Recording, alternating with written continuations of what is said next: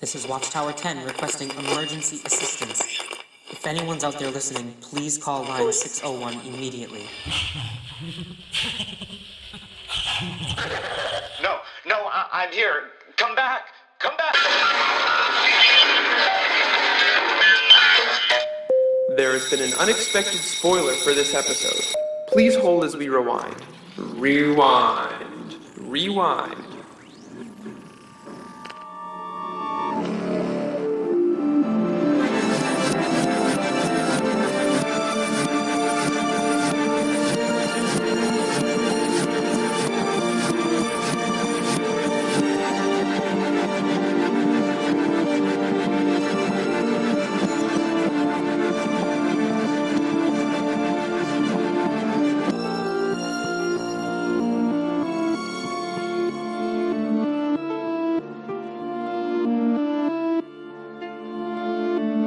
A few hours earlier. I can't believe you've already botched the job. Oh, wait. Actually, I can. Seriously, is there anything you two can do that won't end up turning into a complete, utter disaster? This isn't a disaster. It's not like anyone died. Yet. You've got to be kidding me. Wait till the boss hears about this one. Wait, this doesn't have to get back to her. Yet. You've taken 2 people hostage. And now you're about to play Home Alone with the rest of their crew? That's a little harsh. We're better than those clumsy thieves. We haven't let the boss down once. Yet. Did you forget what happened in Watchtower 8? You left a stack of dead bodies in your wake. You're both still on probation for that one. And now, in case you needed to be reminded, you've taken 2 people hostage. How do you figure that to be a good thing? Well, we never said it was a totally good thing. Yet. Percy, if you don't have anything productive to contribute, maybe you should go check on your little bargaining chips. Oh no, it's much more fun annoying you. Great. Anyway, we're gonna need backup. The sooner the better, too. Yes, I'm aware of your predicament. So, help is coming now? No. The boss wants you to get out of this one on your own. What? That's not fair. Life's not fair, is it? Make it back with both of your assigned assets, and you can consider yourselves forgiven. Oh, come on, it's not like it was our fault that those people died. You know the rules. Don't break them again. Whatever. She's always so unpleasant. Little Miss Know-It-All.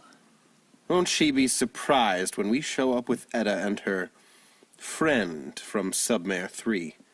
I wonder what they need her for, anyway. The monster I get. He deserves to rejoin the others and swim free in the ocean. But the girl? She's just a fake historian who likes to hear the sound of her own voice. Maybe the boss wants to liven up dinner with a morbid folk tale. Who knows? It's not like she answers any of my questions anyway. And they're always so good, too. I hate to admit it, but Baller did have a point. You should go check on our hostages. I'll start looking for the stragglers. When do you want to meet back up? It's 0700 right now. Let's call it in 2 hours. Radio silence until then? Right. Wouldn't want to give them any ideas about our locations. Yet.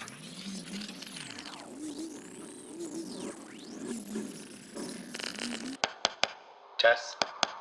Test. 1, 2, 3. All right. So this is Frank Hayward, social chair of the Hunt Club, and September's member of the month. It's somewhere around 0700 hours, or at least it was the last time I checked. My hunt began about 9 hours ago, and I've been flying solo ever since. I don't know where anyone else is, in case you were wondering. The others prefer to hunt in packs, but I consider myself more of a lone wolf. I wonder if my scanners are working. Something's been messing with them all day, like, I know I'm close, but I don't know how close. Guess I'll have to rely on my impeccable instincts instead of glitchy, unreliable technology. I wanted to start at Aqualand, but Steve's squadron claimed it first. I'm still not sure you can call dibs on a location just because you had a dream about it, but We put it to a vote and I lost. Jealousy tears so many relationships apart. It's not my fault that I happen to have the highest trophy rate in the entire Hunt Club. Actually, let's be real. I have the highest trophy rate of all time. Ever. Yep, that's me. Numero uno. Undefeated champion. Lone Wolf.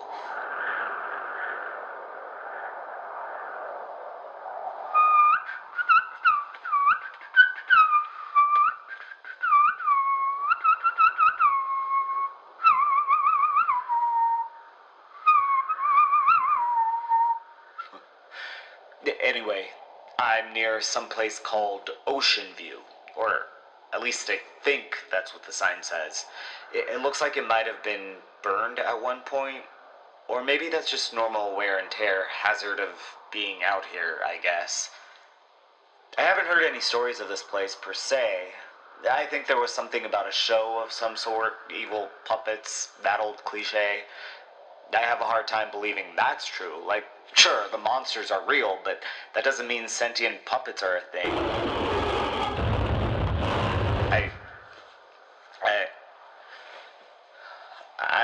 I don't know what that was. Maybe if I...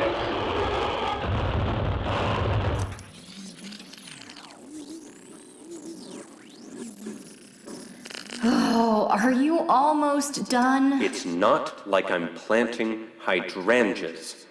This is a highly complicated process that involves cross-wiring very specific parts of communication systems. If you want to be able to track them... Yeah, I'll have to wait. But how much longer is this going to take? We can't just leave Kate and Bertie up there with whoever the hell these people are. If you're not gonna help, go do something productive. Like what? We're already hiding in plain sight. If they know we're in Submare 3, why are we still here? We know they're after...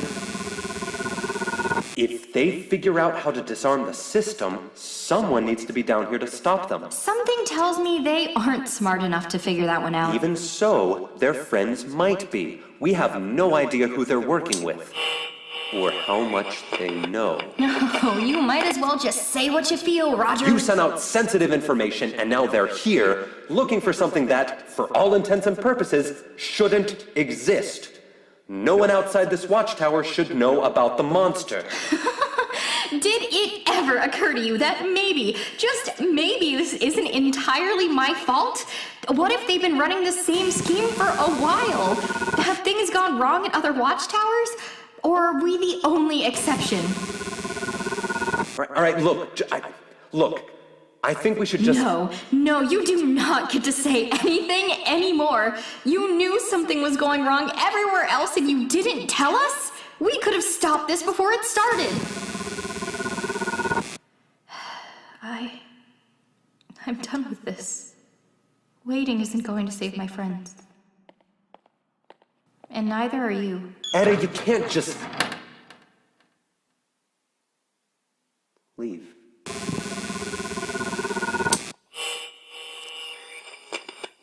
Knock, knock, it's your friendly neighborhood kidnapper. Oh, yeah, that's clever.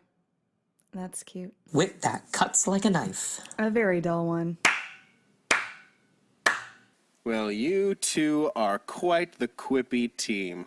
Looks like we've got ourselves a couple of wannabe stand-up comedians. Nah, I'm pretty sure the only joke here is you. Or it will be once our friends find you. Your faith in them is quite touching, which is why you'll be disappointed to know that they had the chance to save you, and they didn't take it. I'm sure it's because they're not stupid. Like you'd actually keep your word. We have so far, haven't we?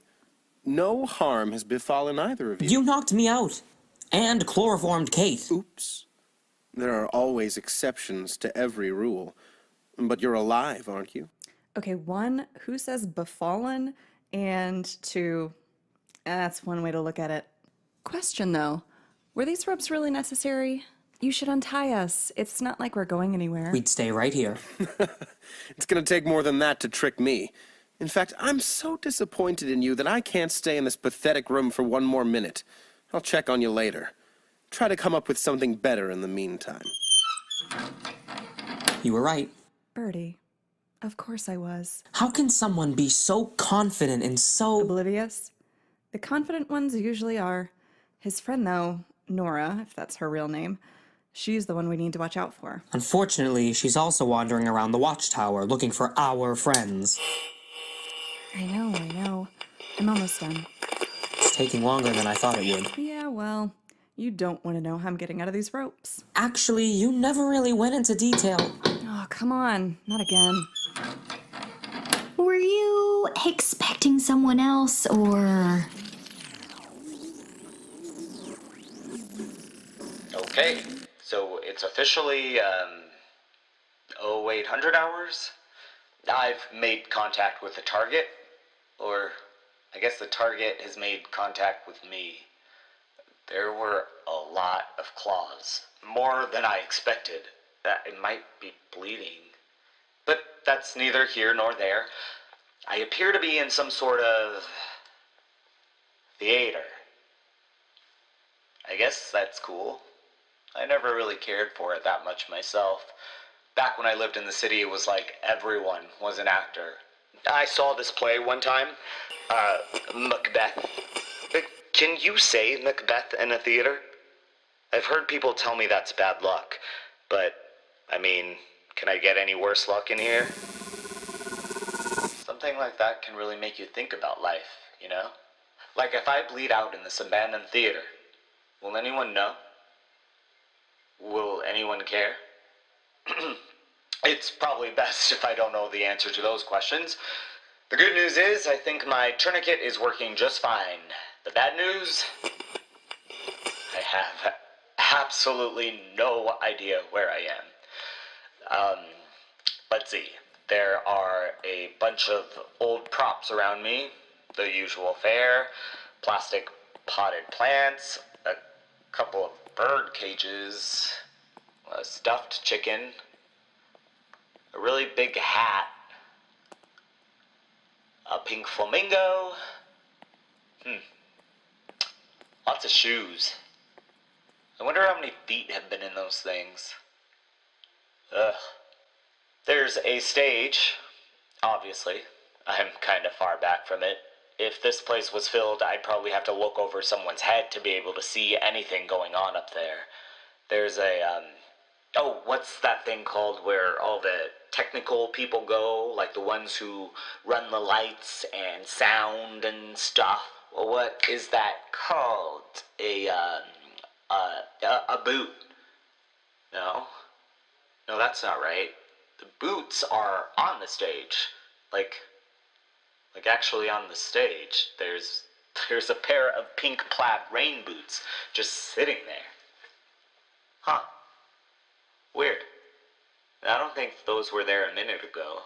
Maybe I just didn't see them on account of the whole needing to tie a tourniquet so I don't die thing. I'm probably gonna camp out here for a few hours. Maybe have a snack, take a nap.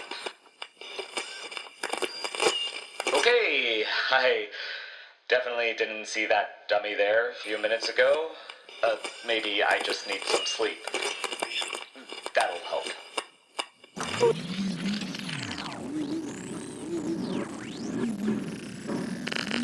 Etta! Are you all right? Did they hurt you? I'm fine. In fact, I didn't think it would take this much effort to drag someone inside of a room. I'd say I'm winning. Damn. He's still breathing. How'd you knock Percy out? They left a bottle of chloroform outside. He didn't even notice it was gone. Well, until he got a taste of his own medicine. Could they get any worse at their jobs? Who just leaves chloroform sitting out in the open? Think you can untie us? Oh, yeah, hold on. Thanks. Now, what do you think we should do with this one? Probably a bit much to drag him away with us. I think we can leave him here. Nothing sends a message more than stumbling upon your knocked out evil partner in crime. We could just feed him to Bob. Nah, too much paperwork. I really hope that was a joke. I'm not sure. All right, dweebs. Step aside, step aside. Let me tie him up. I'm gonna make it fun for them when they try and undo all these knots. Hey, where's Roger? Shouldn't he be with you? Finally! took you long enough. Now's not the time. We have bigger fish to fry. Fine, but we're going to talk about this later. Agreed. Before we can do that, though, we need to get these intruders the hell out of here. And how do you propose we do that? We split up. Roger, what the hell? Are you kidding me? We've already secured Percy in the galley. We don't have to split up. Have you ever seen a horror movie? That's what they want you to do. We need to find the other one. She's wandering around here somewhere, but I haven't been able to track her yet. Bertie, take the upper levels, and Etta, stick to 1. Keep watch and make sure Percy doesn't leave. And Kate, come down to the submares. I should be down in the submares. No.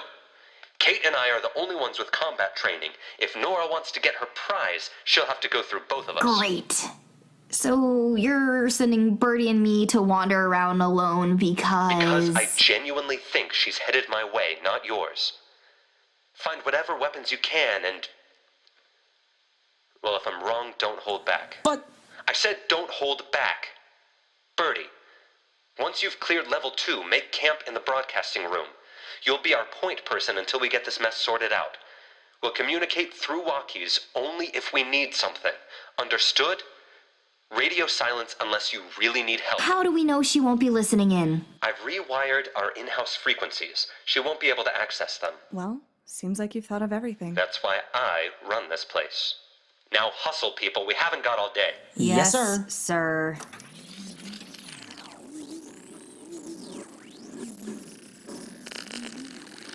Looking for a fun way to pass the time on a Sunday? Head over to Ocean View and check out our brand new reboot of a timeless classic. That's right, Triton's Follies is back in business. Be prepared to have our highly skilled and classically trained performers dazzle you with daring stunts and routines that defy every known law of the universe. Experience life on the edge of your seat as you witness our fearless acrobats glide across the room without missing a beat. You're sure to enjoy our newest and most innovative act, Persnickety Pete. Oh, he might look like one of those normal, boring ventriloquist dummies, but you'll find that he's quite different. In a good way.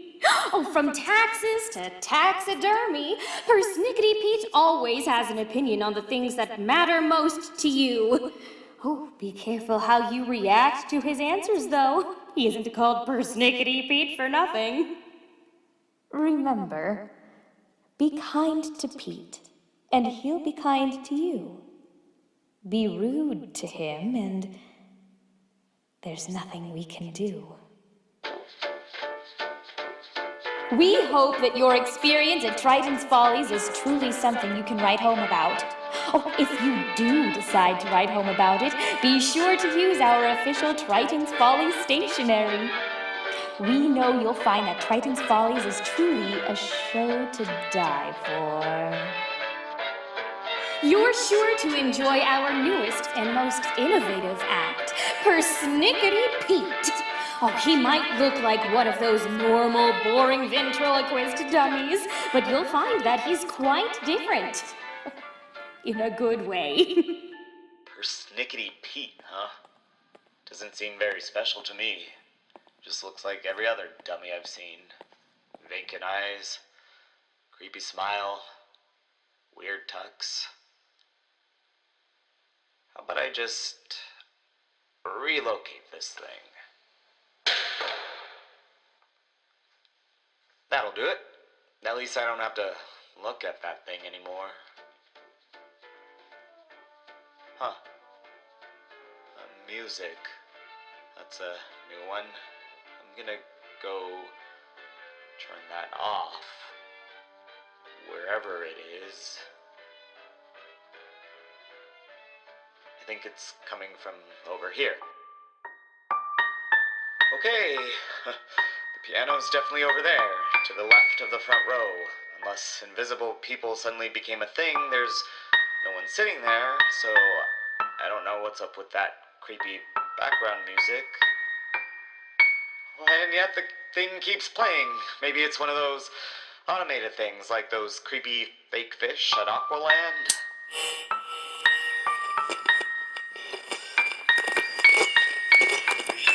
This is Watchtower 10 requesting emergency assistance.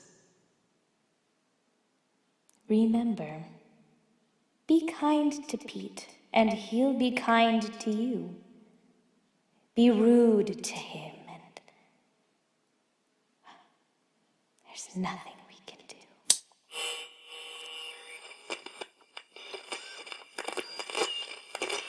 This is Watchtower 10 requesting emergency assistance. If anyone's out there listening, please call line 601 immediately. This is Watchtower 10. Hello? Frank? No, I'm here. Come back.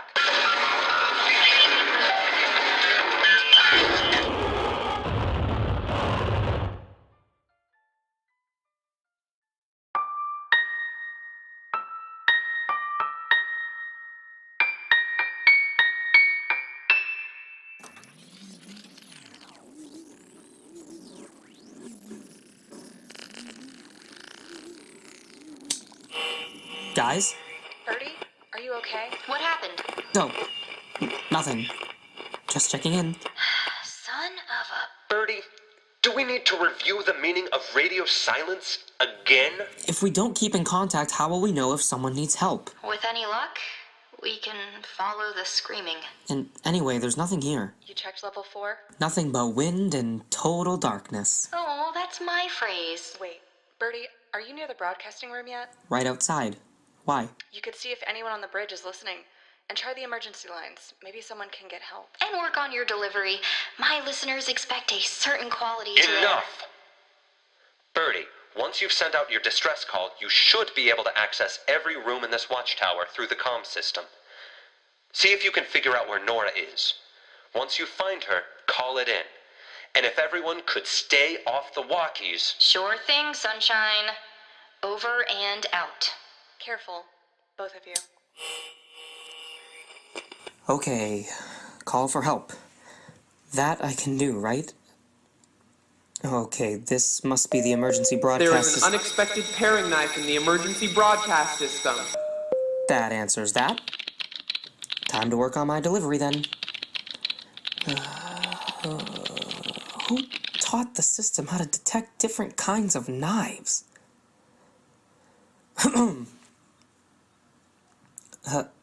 Hello?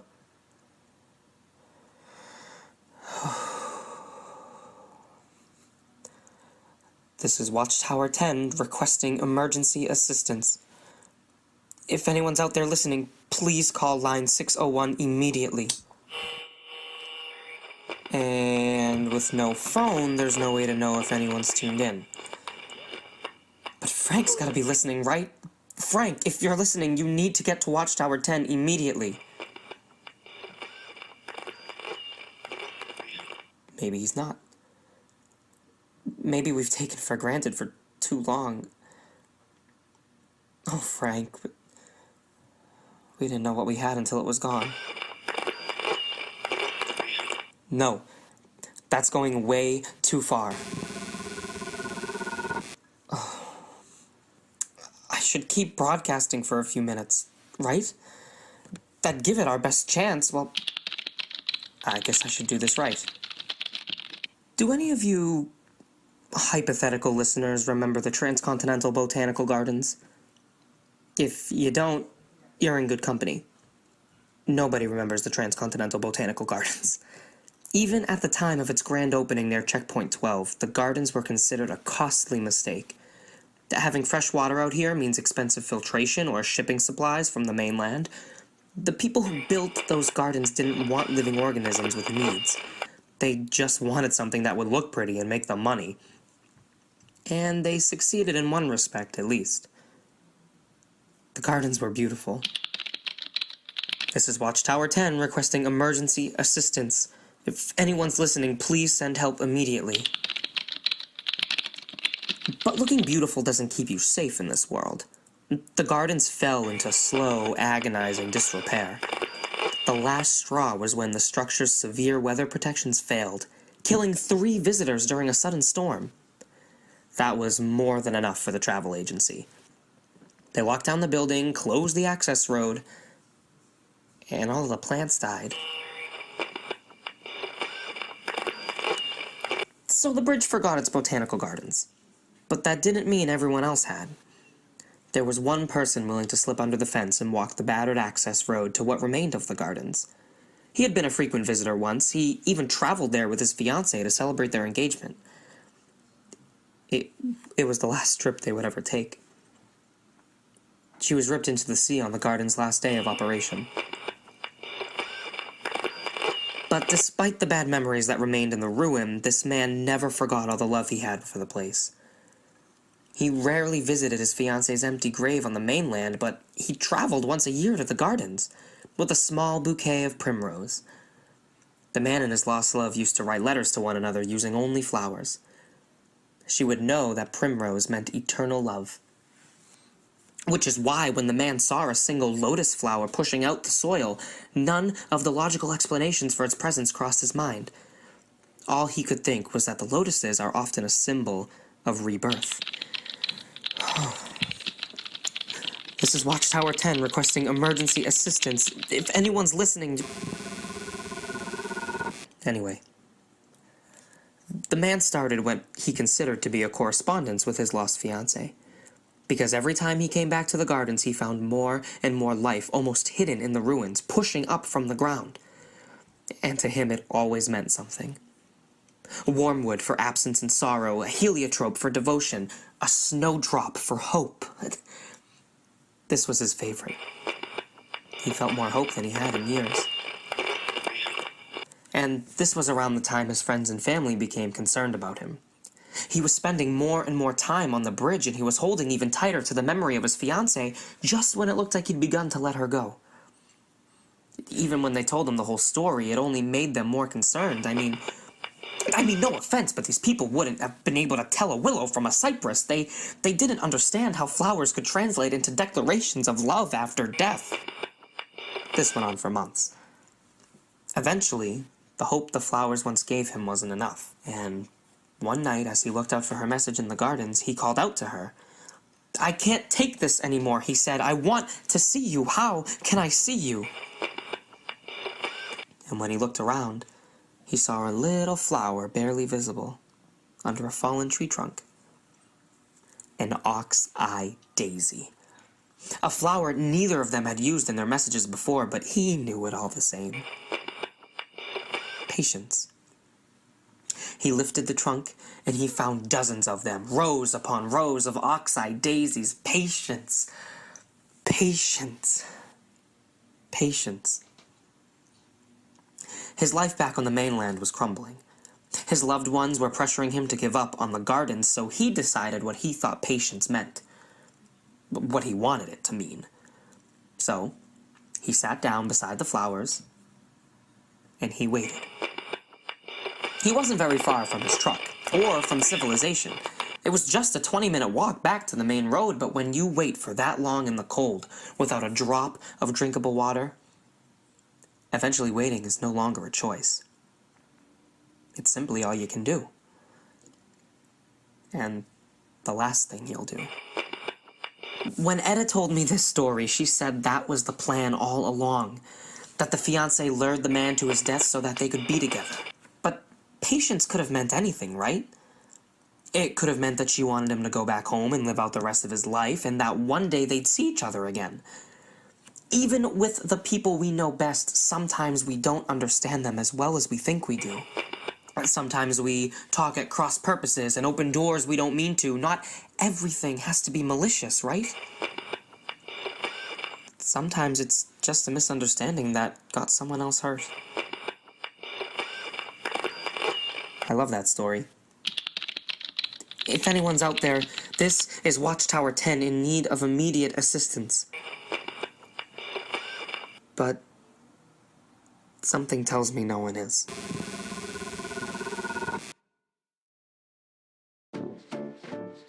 Thank you so much for listening to The Bridge. This episode was written by Alex Brown and Rebecca Mahoney. It features, in order of appearance, David Piccarello as Bertie, Salim Razawi as Frank, Jen Elysian as Ballard, James Turner as Percy, Danielle Wood as Nora, Alex Brown as Etta, Chris Martin as Roger, Liz Hull as Kate, and Sarah Grover as the Welcome Brigade. We'd also like to welcome back special guest Alex Najibi as The Alarm. The creepy laughter was provided by Olivia and Maya Smith. Our short but terrifying piano music was composed by the best of friends, best of Hoagies, Sarah Fairchild. Our theme song, which was backwards this time, and our ridiculously cool, one-of-a-kind Triton's Follies theme were composed by the ridiculously cool, one-of-a-kind Jake Hull.